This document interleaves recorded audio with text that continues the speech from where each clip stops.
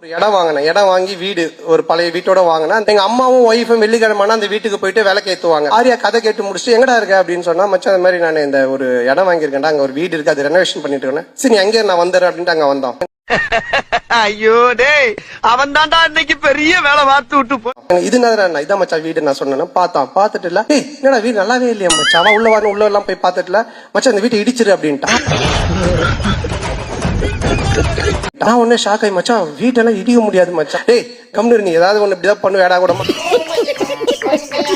வீட்டை இடிக்க சொல்லி உடனே அவங்க ஃப்ரெண்டுக்கு ஃபோன் பண்ணான். இந்த வீட்டை வந்து இடிச்சு ஃபுல்லா டெமாலிஷ் பண்ணிட்டேன். தேர்ஸ்டே இடிச்சு தரமட்டமாக்கி எல்லாத்தையும் வாரின்னு போயிட்டாங்க. வெள்ளிக்கிழமை எங்க அம்மா ஒய்ஃபும் போய் விளக்கு ஏத்துவாங்கல்ல,